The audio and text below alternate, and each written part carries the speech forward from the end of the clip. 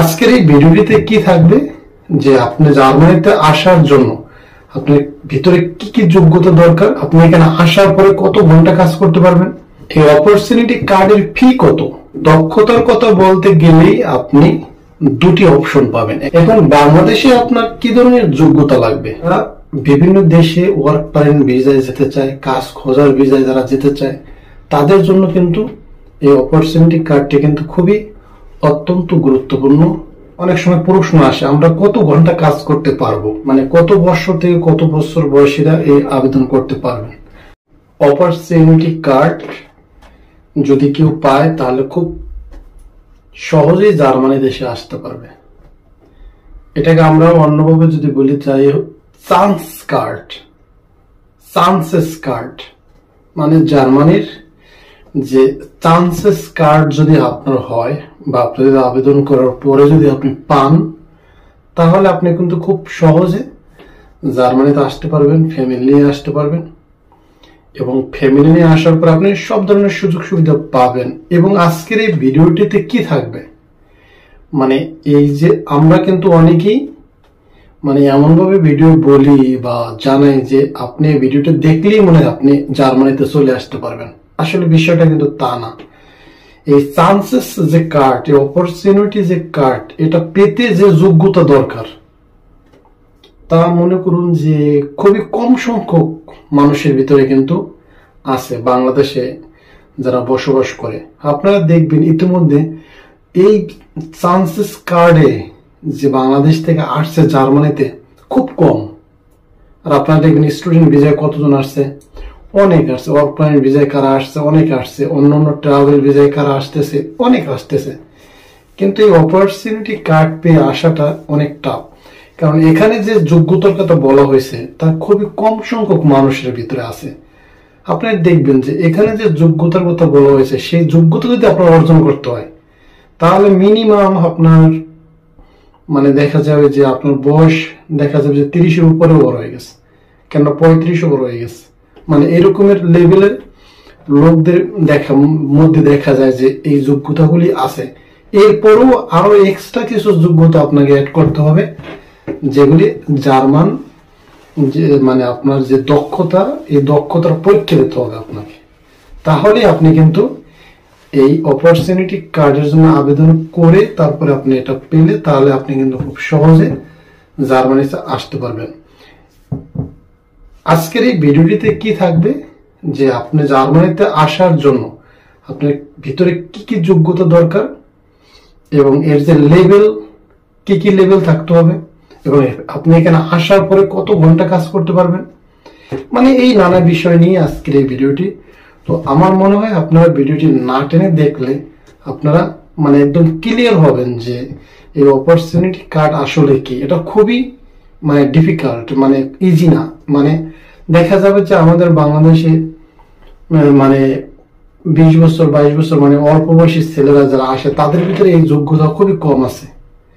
তার চেয়ে জার্মানিতে অন্য উপায়ে আসার যে সহজ যে পদ্ধতি এগুলি অবলম্বন করা উচিত যারা নতুন করে আসতে চায় তারা। আর যারা এই অপরচুনিটি কার্ডের জন্য যারা অ্যাপ্লাই করবে তাদের ভিতরে যদি এই যোগ্যতা থাকে অবশ্যই তারা আবেদন করবে, কোনো সমস্যা নেই। এই অপরচুনিটি কার্ডের ফি কত, কত টাকা মাধ্যমে আপনি এই অপরচুনিটি কার্ডটি পাবেন? মাত্র 75 ইউরো, মানে 75 ইউরো আপনার ফি এই অপরচুনিটি কার্ডটি আবেদন করার জন্য। এবং আপনি যদি পান তাহলে আপনার কাছ থেকে এই ফিটা নেবে, এর কিন্তু বেশি না। তাহলে আপনি মনে করুন যে আপনি মাত্র 75 ইউরোতে আপনি জার্মানিতে আসার জন্য যে কার্ডটা দরকার সেটা আপনি পেয়ে যাবেন। তাহলে আপনার এখানে কি যোগ্যতা দরকার, মানে দক্ষতা, যোগ্যতা আসলে কি, এটা লেভেলটা আসলে আমাদেরকে বুঝতে হবে। দক্ষতার কথা বলতে গেলেই আপনি দুটি অপশন পাবেন, একটা হচ্ছে জার্মান ভাষার উপরে দক্ষতা, আরটা হচ্ছে আপনার ইংলিশের উপরে দক্ষতা। হয় আপনি ইংলিশ ভালো আপনার জানতে হবে, নয় আপনাকে জার্মান জানতে হবে। এখন জার্মান ভাষায় আমরা জানি A1, এটা হচ্ছে মানে একদম সাধারণ যে জার্মানের যে শব্দগুলি যেমন ABCD এগুলি বলতে বোঝায়। A1 মানে সাধারণ একটা জ্ঞান, মানে আপনার নাম, আপনি পরিচয়, আপনি কোথা থেকে আসছেন, এতটুকুই। হাই হ্যালো, এটাকে দ্বারা মানে আপনি বুঝবেন যে মাত্র A1 A2 মানে এটা হচ্ছে জার্মান ভাষার উপরে যে সার্টিফিকেট। A1 যেটা আমি বললাম, A2 মানে প্রাথমিক জ্ঞান, মানে A1 এর চেয়ে একটু মানে বেশি জানা আর কি। যেমন আপনি মনে করুন বাজার সদাই কিনতে গেলেন, মানে সচরাচর মানে কারোর সাথে কথা বললেন, মানে মানে প্রাথমিক অবস্থায় যে মানে সাধারণ মানে আপনার পরিচয়ের পরে যতটুকু আপনি অর্জন করতে পারেন সেটা হচ্ছে কি প্রাথমিক যে একটা জ্ঞান, সেটা আর কি। B1 হচ্ছে মধ্যবর্তী, মানে মানে A1 A2 B1 মানে ওই দুইটার চেয়ে এটা আবার একটু বেশি জানা আর কি। আপনি মনে করুন যে সাধারণত আপনার কাজ করার জন্য যেগুলি দরকার, মানে আপনি সচরাচর কথা বলতে পারেন, মানে আপনার নিজের সমস্যার কথা আপনি বলতে পারেন, কিন্তু আপনার ভিতর ওই রকমের টান আসে না, কিন্তু আপনি বলতে পারেন। কাজের ক্ষেত্রে আপনার যা দরকার সেটাও আপনি বলতে পারবেন, এটাই হয় B1। এবং B2 মানে এর চেয়ে আর একটু বেশি। আর C1 মানে আপনি মানে পারফেক্ট, আপনি পারতেছেন, এখন আপনার কোনো সমস্যাই নেই জার্মান ভাষায়, C1। আর C2 হচ্ছে মানে একদম আপনি গ্রামাটিক্যাল, শুদ্ধ করে গ্রামাটিক্যাল, মানে আপনি পুরো মানে আপনার নলেজ আছে জার্মান ভাষার উপরে।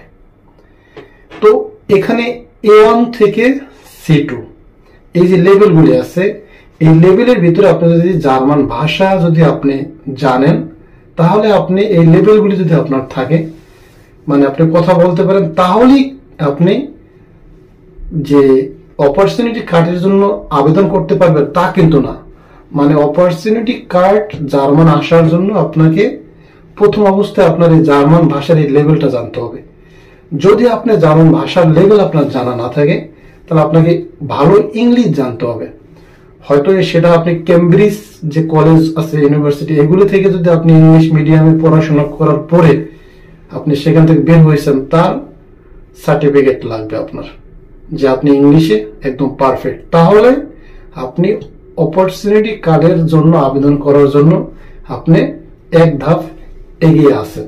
এখন বাংলাদেশে আপনার কি ধরনের যোগ্যতা লাগবে, মানে একটা প্রথম গেল ভাষার উপরে যে প্রথম একটা ধাপ যোগ্যতা, এবং আপনার কার্ড ফি কত সেটা আমরা জানলাম।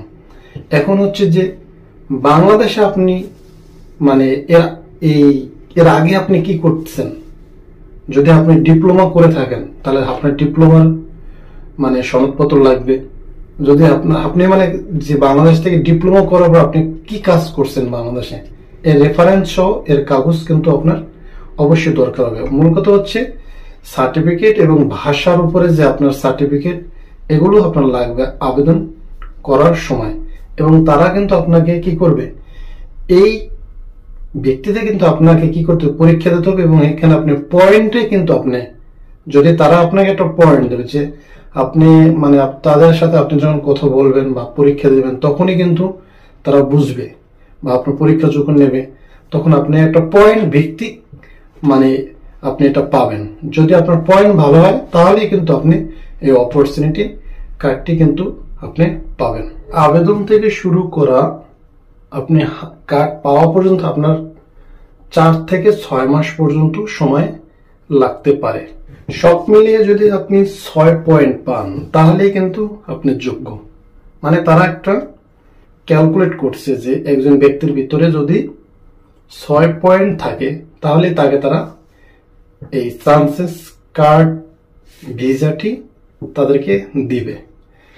আপনারা দেখবেন যে এটা আপনার বিভিন্ন অনলাইন থেকে নিউজ থেকেও কিন্তু আপনারা পাবেন যে জার্মানিতে প্রচুর পরিমাণ দক্ষ শ্রমিক দরকার, এবং তারা এটার জন্য একটা কি করছে, বিকল্প একটা পদ্ধতি করছে। পৃথিবীর বিভিন্ন দেশ থেকে জার্মানিতে এই লোকদেরকে কিন্তু তারা কি করছে, আবেদন যেন করতে পারে, যে যার যোগ্যতা দিয়ে যেন এসে এখানে এই কাজগুলি করতে পারে। অনেক অনেক জায়গা রয়েছে কাজের, যেখানে প্রচুর পরিমাণ এই দক্ষ কর্মী দরকার, কিন্তু যে কেউ কিন্তু আসতে পারবে না। যাদের এই যোগ্যতা আছে 6 পয়েন্ট পাওয়ার জন্য, তারাই কিন্তু আসতে পারবে, অন্যরা কিন্তু আসতে পারবে না। 2024 সালে জার্মান সরকার এই উদ্যোগটি নিয়েছে। এই অপরচুনিটি কার্ডটি মানুষদেরকে দেওয়া হবে, যাদের যোগ্যতা রয়েছে তারা এই প্রক্রিয়াকরণ করে কিন্তু আসতে পারবে। 20 মিলিয়নেরও বেশি কাজের সরাসরি ব্যবস্থা রয়েছে। এই অপরচুনিটি কার্ড পেয়ে আপনারা জার্মানিতে এসে কিন্তু এই সুযোগগুলি পাবেন। যারা বিভিন্ন দেশে ওয়ার্ক পারমিট ভিসায় যেতে চায়, কাজ খোঁজার ভিসায় যারা যেতে চায়, তাদের জন্য কিন্তু এই অপরচুনিটি কার্ডটি কিন্তু খুবই অত্যন্ত গুরুত্বপূর্ণ ভূমিকা রাখবে। তারাই কিন্তু খুব সহজে কিন্তু এখানে আসতে পারবে। এখন এখানে কিন্তু আপনার মনে রাখতে হবে, এই কার্ডের ভিসা কিন্তু আপনার 1 বছর থাকবে। তারপরে কিন্তু আপনি 1 বছর যদি কাজ করতেই পারেন, আসতেই পারেন, তারপরে কিন্তু আপনি ভিসা বাড়াতেই পারেন। মূল কথা হলো আপনার আশা, কার্ডটা পাওয়া এবং এদেশে আসা, তারপরে আপনাকে এখান থেকে সরে যেতে হবে না। নিম্নতম আপনার যোগ্যতা দরকার যেটা, যে আপনি 2 বছরের কাজের অভিজ্ঞতা থাকতে হবে।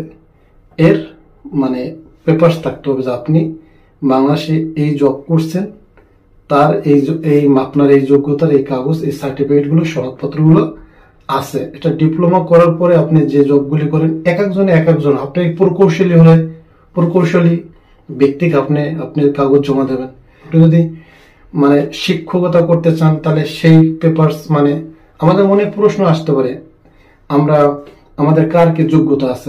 আপনি বাংলাদেশে আপনি অথবা বিভিন্ন দেশ থেকে, এটা শুধু বাংলাদেশ থেকে যে নিয়ে আসবে তা কিন্তু না, এটা বিশ্বের বিভিন্ন দেশ থেকেই কিন্তু আসতে পারবে। হোক সেটা নেপাল, পাকিস্তান, ইন্ডিয়া, বাংলাদেশ, যে দেশই হোক না কেন, অন্যান্য দেশ থেকেও কিন্তু আসার এই সুযোগটা কিন্তু রয়েছে।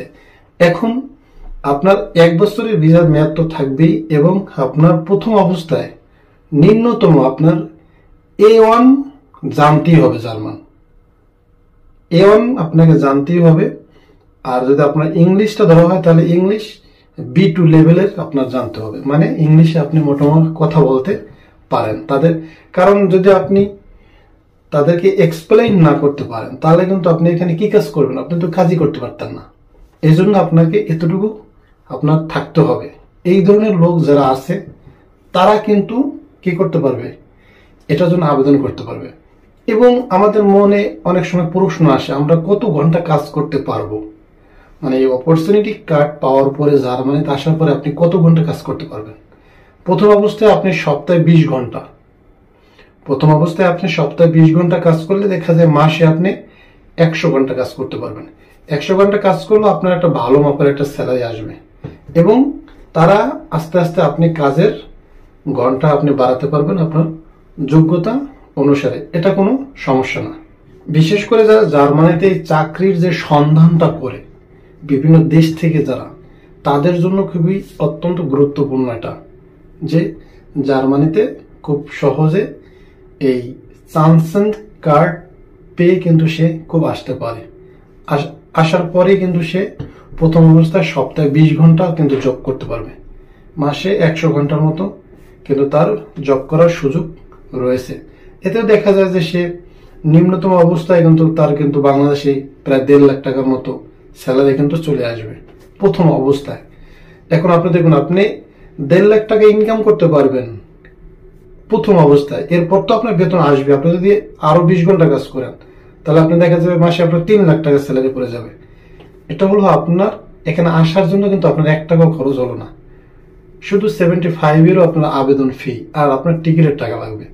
এছাড়া আপনার যাতায়াত, যদি আপনার সার্টিফিকেটের জন্য যে টাকাটা খরচ হয়, তাহলে আপনার কোনো টাকা কিন্তু খরচ হলো না। শুধু আপনার দরকার যোগ্যতাটা আপনার আছে কিনা, আর আপনার সাহস, আপনার নিজের প্রতি নিজের যে একটা কি শক্তি, যে আমি এই কাজটা করব, নিজের প্রতি নিজের যে একটা কনফিডেন্ট, এটা আপনাকে থাকতে হবে। এটা আপনার থাকতেই কিন্তু আপনি আপনারা পারবেন আসতে।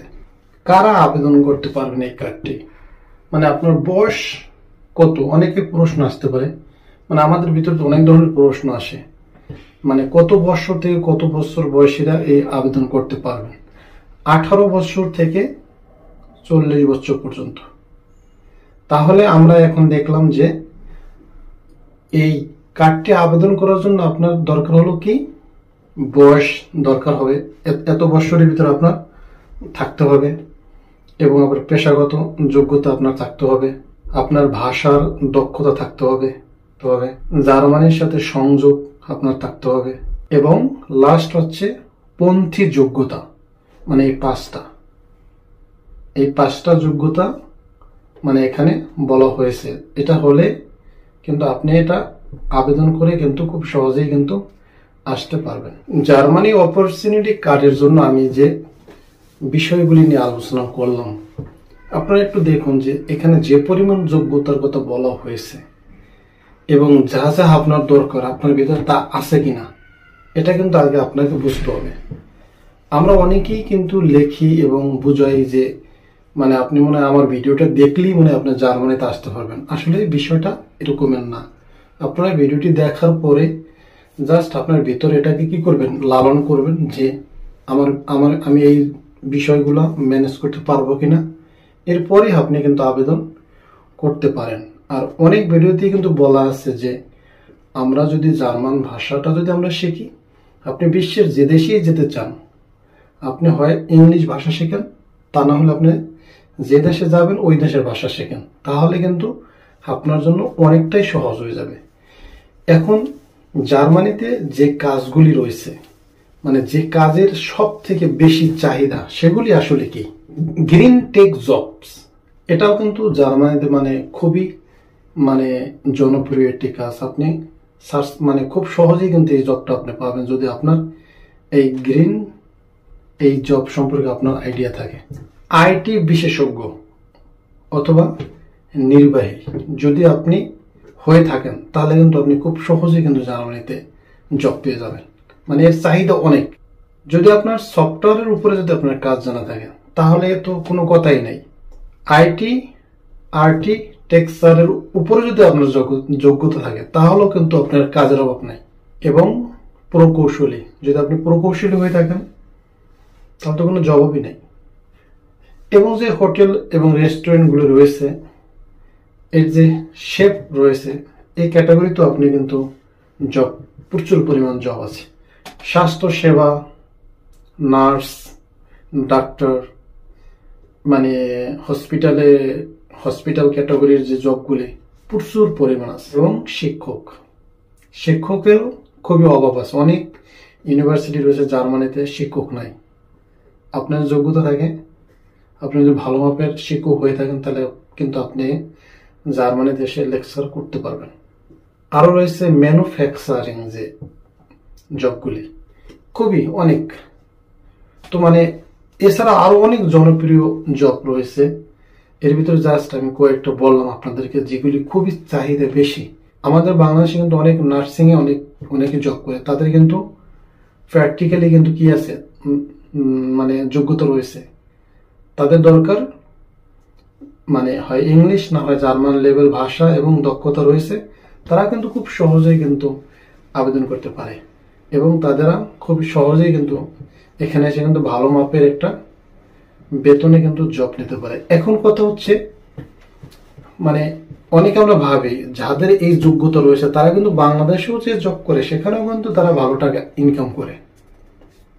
মানে একজন বড় মাপের একজন ইঞ্জিনিয়ার বা ডাক্তার যারা রয়েছে বাংলাদেশে, তারাও কিন্তু লাখ টাকার উপরে কিন্তু বাংলাদেশে তাদের ইনকাম আছে। তাহলে তারা বাইরে এসে কেন এই লাখ টাকা বেশি বেতন কেন নেবে?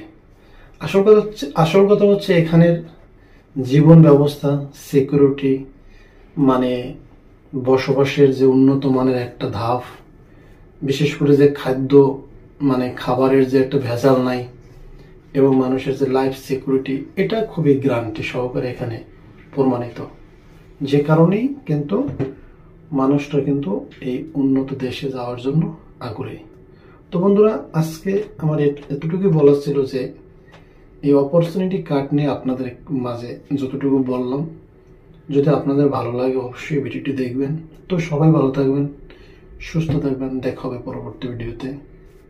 আল্লাহ হাফেজ।